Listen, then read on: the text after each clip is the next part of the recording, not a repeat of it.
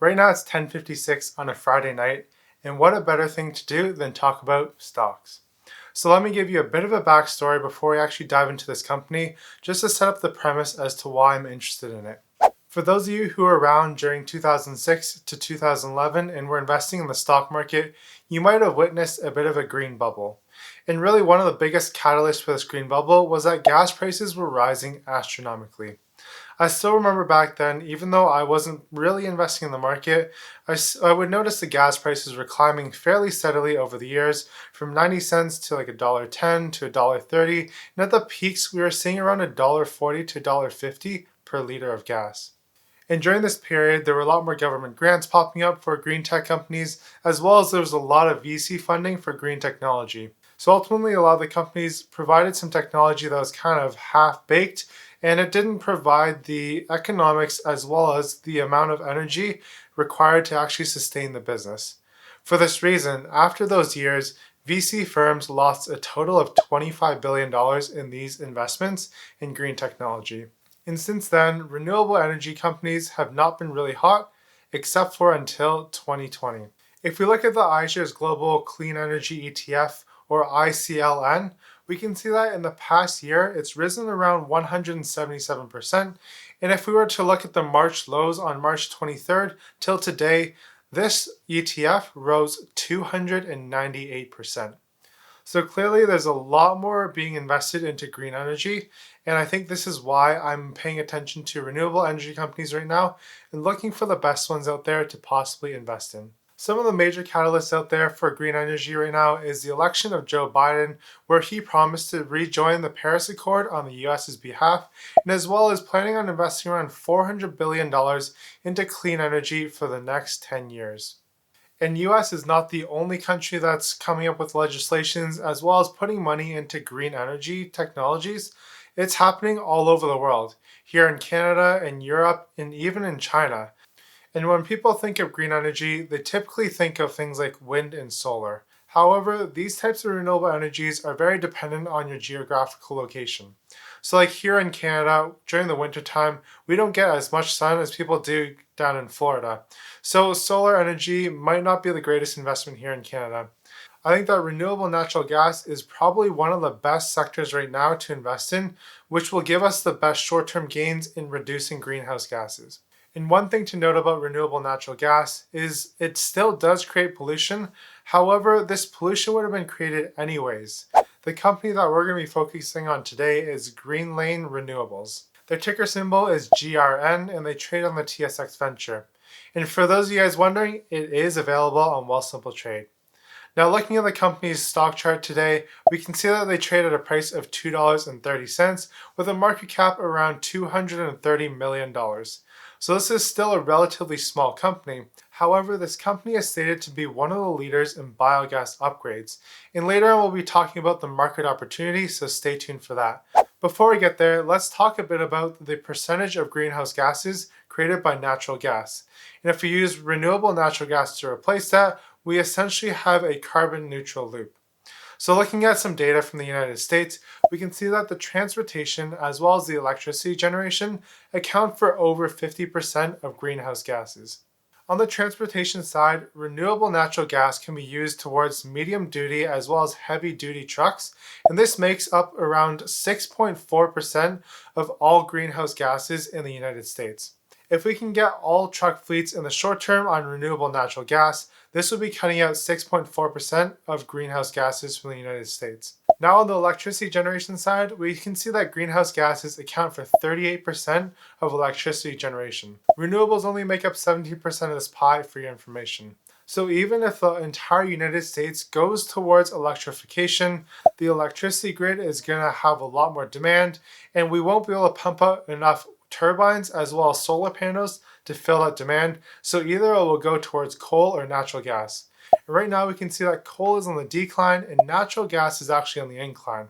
So I think that we could see a lot more natural gas being used towards electricity generation over the next 5 to 10 years as electrification happens. Natural gas's greenhouse gas emissions accounts for around 10% of the entirety of greenhouse gases emissions in the United States. So that brings us to a total of 16% of greenhouse gases that could be cut out if we use renewable natural gas, or as I'll refer it from now on, as RNG. Now let's go into my computer and look at this company in more detail.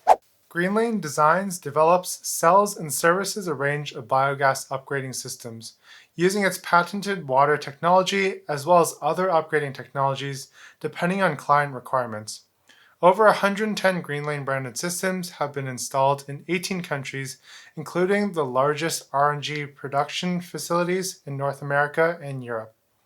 Greenlane provides upgrading equipment that removes impurities and carbon dioxide from raw biogas to create high-purity biomethane, also known as RNG, which is suitable for injection into the natural gas distribution network or use as vehicle fuel. Greenlane has also recently partnered with SEWN to help provide financing towards the European clients.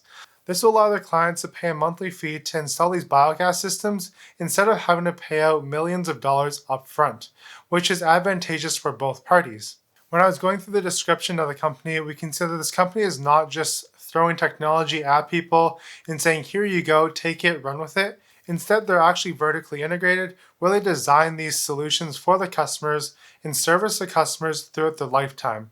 So not only are they collecting money for the sale of their actual biogas upgrading system, they're also collecting more money down the road as they help service these customers when issues arise or just maintenance needs to be done. If we scroll through some of the recent news, we can see that Greenlane signed a $10 million contract with a United States company, which is an international energy company. They didn't actually state the name of this company, so we don't know that yet. We also saw the day before that, they raised proceeds around $4.5 million, and this will be important when we go into the financials later on. Other news, we can see that on October 8th, they signed a $7.7 million contract for a project in Florida. And going further back into the year, we can see that they signed a $2.4 million contract as well as a $21 million contract. So they're getting some pretty big contracts if we compare that to their market cap of $230 million today.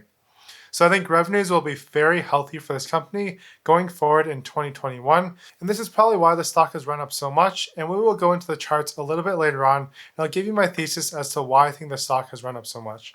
But before we go there, let's dive into the investor presentation to learn a bit more about this company. If you want to skip forward to the stock chart because you're a day trader or you're a swing trader, feel free, there's timestamps down below. So on page 4 of the investor presentation, there are a few things I want to highlight. So currently they have contracted backlogs of over $43 million, which is an increase of 350% year over year. So that means they basically have a bunch of contracts that they have signed right now, but they haven't actually delivered on these. So these $43 million could come next year in the form of revenue if they can deliver on it. They also have a current sales pipeline valued at over $600 million. So this is pretty big compared to their current market cap of $240 million. However, the sales pipeline is actually not sure sales. These are just all the customers that they're in contact with. And if we aggregate the amount of potential sales that they can get from all these customers, it's valued at $690 million today. On page 6, we can see a bit of a flowchart as to how their technology works. So here on the left, we can see that manure, crop waste, food waste, or water waste sludge goes into a digester, and then it spits out fertilizer as well as biogas. Biogas can also come from solid waste, which goes towards landfills, and biogas is emitted there. Biogas goes through the upgrading systems, and the upgrading systems spit out biomethane. And what biomethane is used for is vehicle fueling like garbage trucks or even buses, as well as large trucks. And then biomethane can also be directly injected into the pipeline, and these pipelines can be used for heating homes like here in Canada, for cooking, and there's other use cases for natural gas. The fact that biomethane can be directly injected into the pipeline means that no new infrastructure actually has to be built to distribute this renewable natural gas, which is a major advantage. Right now, there's a lot of infrastructure built up for natural gas. Like here in my home, I have a natural gas line. So Greenlane doesn't have to have any investments into infrastructure, unlike companies like Tesla, where they still have to build out their own electric chargers. So this is one of the advantages of renewable natural gas. And also for those of you guys who are highly on investors or looked into this company, you will also have heard that there's a lot of natural gas refueling stations for trucks along the road. So this renewable natural gas can also be delivered to these fueling stations for trucks and be sold that way. On page 8, we can see the total accumulated value of biogas upgrading equipment is estimated at over $90 billion.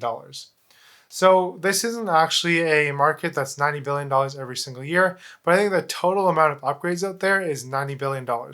But you can't forget, Greenlane is also in the business of servicing these biogas upgrades, so they will still be able to pull in some income and revenue after this whole market is saturated. With a biogas upgrading equipment market of $90 billion, I expect there to be at least a $1 or $2 or even $5 billion market for maintenance costs.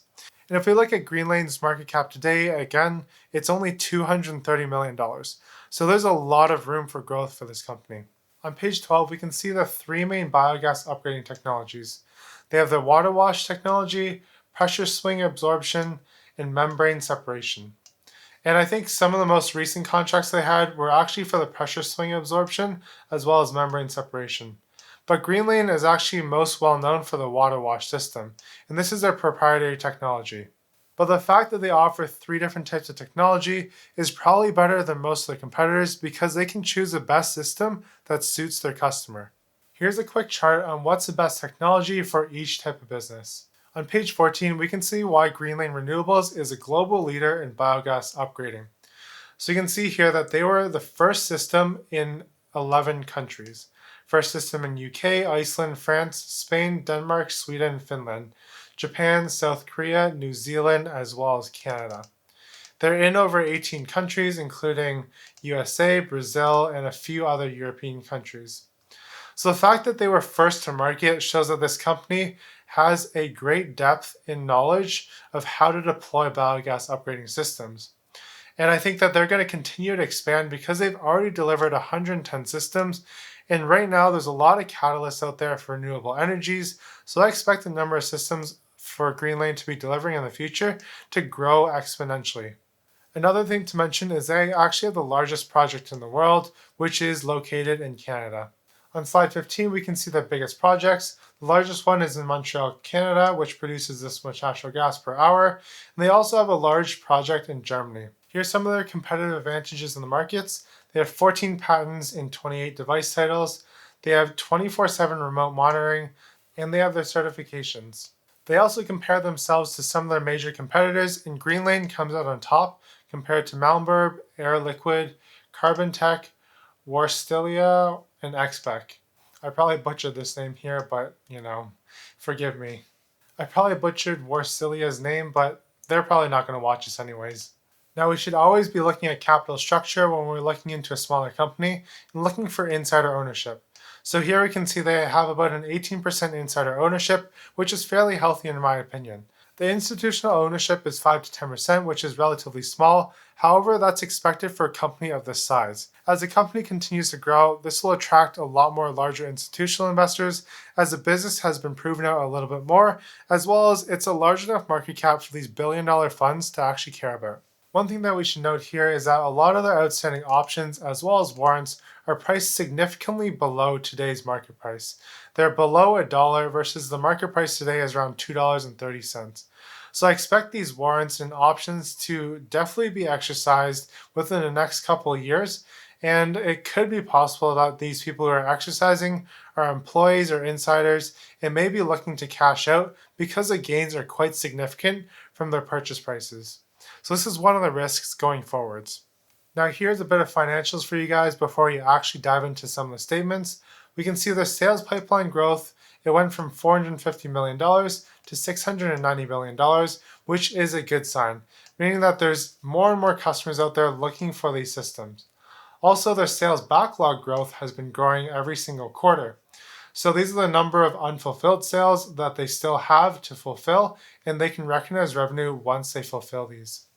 And the revenue has been growing quite nicely over the past 3 quarters.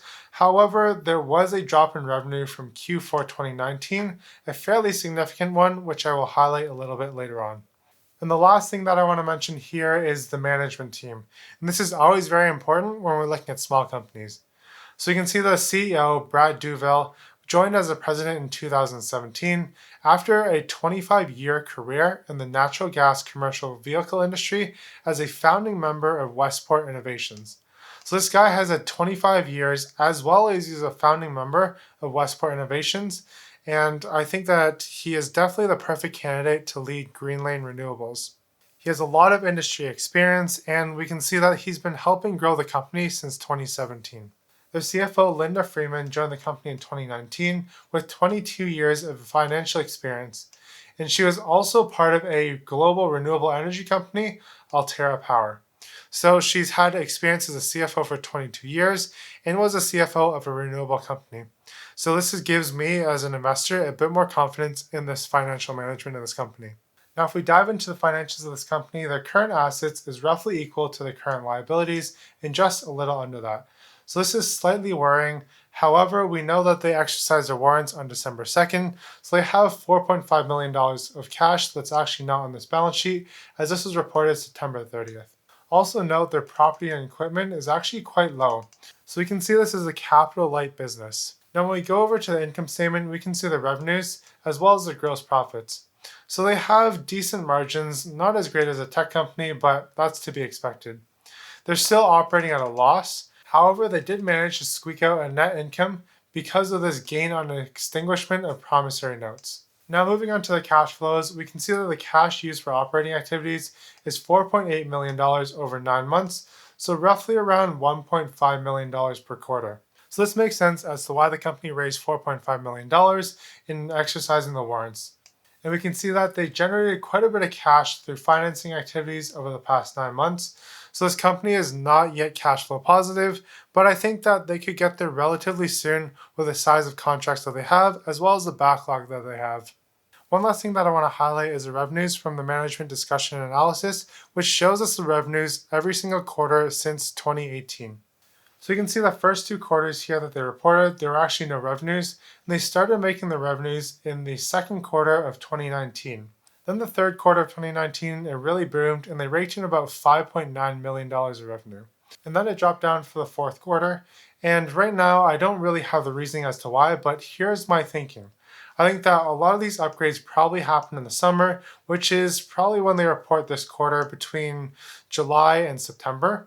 So it makes sense as to why this revenue is a lot higher here, and it dropped back down in December as people are not willing to upgrade around the fall time. And then in the winter time, this is probably even less likely for people to upgrade. Maybe people in like Florida or Texas, they're still operating because their temperatures are high, but definitely not here in Canada and probably not in Europe. Then the springtime picks up and they start to deliver on some more contracts here. Then we can see that they have their best quarter ever in Q3 of 2020. So I don't think their business got really impacted by COVID, and this is probably just because weather plays a big factor in their system deployments. Now the question always arises, what am I doing with this company? So for me personally, I'm looking to get in at around the $2 range. I think that the stock currently is consolidating if we look at the charts, because it's actually had quite a massive run up in the past couple of months. And obviously some of the major catalysts for this run up is the fact that Joe Biden was elected, and I think that his push for renewable energies has really caused the stock to soar. As we can see here, when Joe Biden was elected on November 3rd, the stock continued to run up from there. Also, we had some pretty good news from this company in the past quarter or so, where they released some pretty big deals as well as some great financial results. If you guys are interested when I'm buying into any stock like Greenlane Renewables on my Well-Simple portfolio or my Questrade portfolio, check out my Patreon page. It's in the first link in the description. I take the time, even during the workday, to write a quick note to my Patreon members as to why I'm buying or why I'm selling a certain stock. As well, you can see all my options plays and anything else that happens in those accounts. I hope you guys enjoyed this deep dive of Greenlane Renewables, so leave a thumbs up if it gave you any sort of value or a starting place of where to do your research. Because ultimately I want to help filter information for you guys and show you my research process when I'm diving into these companies and what I look for. And this should give you a good springboard for your own due diligence if you're planning on investing in this company. But please do your own research and don't just rely solely on this video. I try to give you all the facts based off of the official documents, as well as some market research that is relevant to this company. If you're interested in other companies that I'm invested in, check out these 2 videos right here. If you're there, I'll see you there. If not, keep up the grind and have a great day.